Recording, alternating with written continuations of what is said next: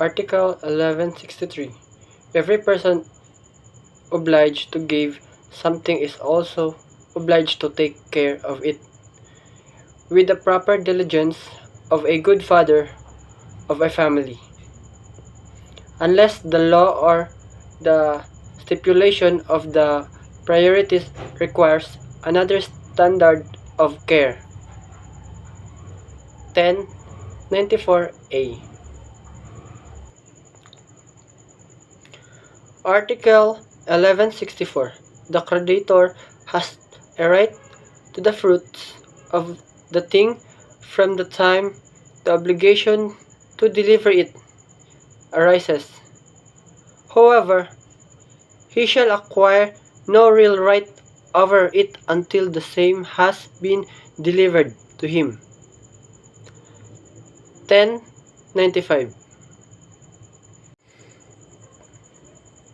Article 1165. When what is to be delivered is a determinate thing, the creditor, in addition to the right granted him by Article 1170, may compel the debtor to make the delivery if the thing is indeterminate or generic. He may ask the obligation be compiled with at the expense of the debt. If the obligor delays or has promised to deliver the same thing to two or more persons who do not have the same interest, he shall be responsible for any fortuitous event until he has effected the delivery. 1096.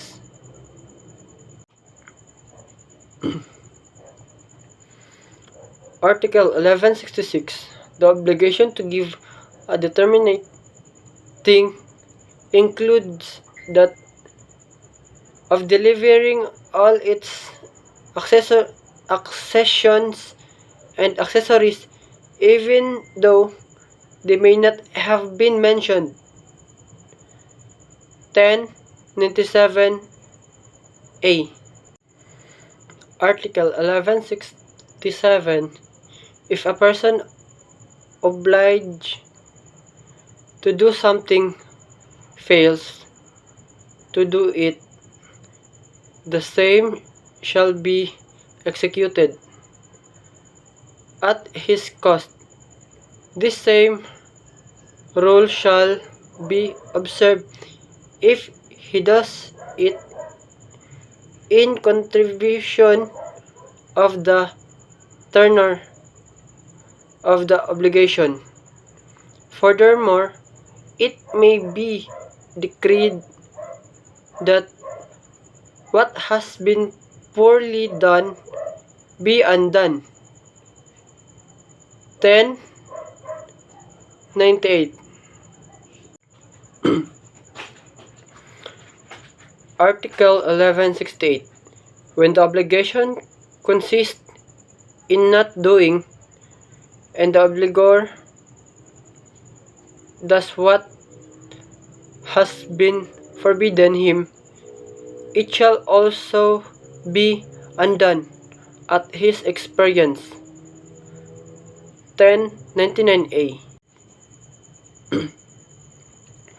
Article 1169. Those obliged to deliver or to do something incur in delay from the time the obligor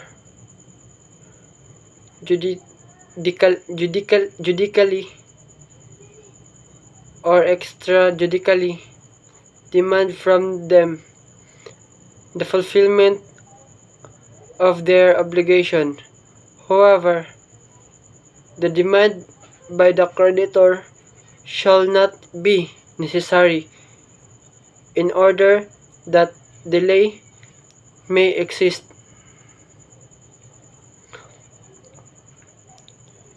Number 1. When the obligation or the law expressly so declare. Or number 2. When from the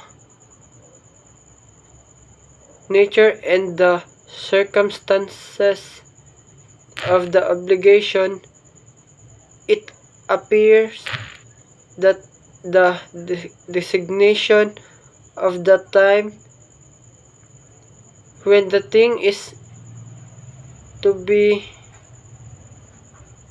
delivered or the service is to be rendered was a controlling motive for the establishment of the contract. Or number 3, when demand would be useless, as when the obligor has rendered it beyond his power to perform in reciprocal obligations. Neither party incurs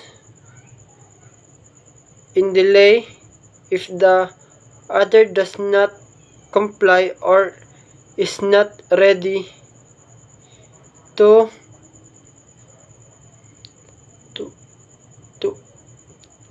comply in a proper manner with what is incumbent upon him. From the moment one of the parties fulfills his obligation, delay by the other begins. 1100A.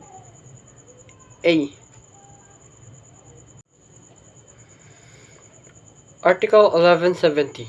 Those who in the performance of their obligations are guilty of fraud, negligence, or delay, and those who in any manner contravene the tenor thereof are liable for damage. 1101. Article 1171. Responsibility arising from fraud is demandable in all obligations. Any waiver of an action for future fraud is void. 1102A.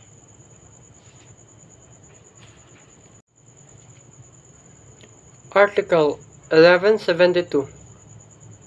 Responsibility arising from negligence in the performance of every kind of obligation is also demandable, but such as liability may be regulated by the courts according to the circumstances. 1103. Article 1173. The fault or negligence of the obligation consists in the omission of the diligence which is required by the nature of the obligation and responds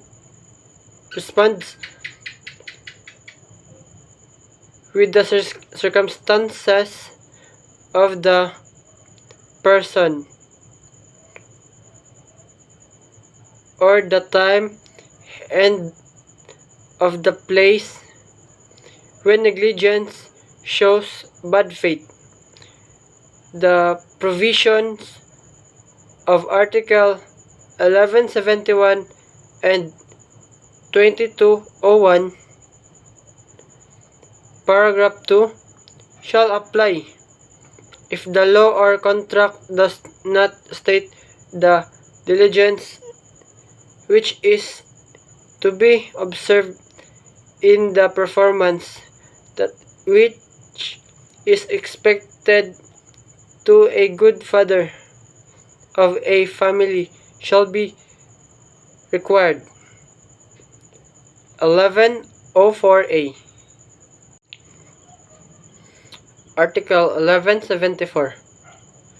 Except in the cases expressly specified by the law or when it is otherwise declared by stipulation, or when the nature of the obligation requires the assumption of risk, no person shall be responsible for those events which could not be foreseen or which to foreseen were inevitable. 1105A. Article 1175. Usurious transaction shall be governed by special law.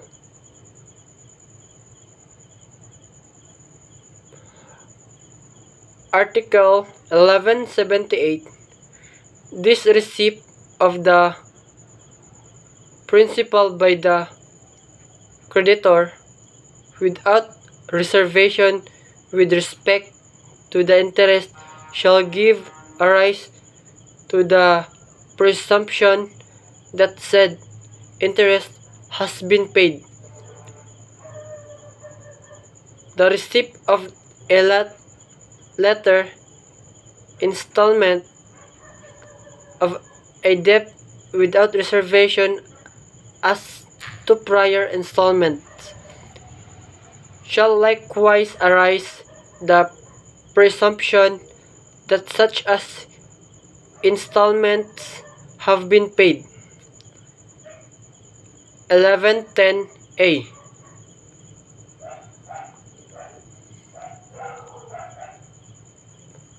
Article 1177. The creditors, after having pursued the property in possessions of the debtor to satisfy their claims, may exercise all the rights and bring all the action of the latter for the same purpose, save those which are inherent in his person. They may also implug the act which the debtor may have done to defraud them. 1111. Article 1178. Subject to the laws and rights acquired in virtue of an obligation are transmissible if there has been no stipulation to the contrary. 1112.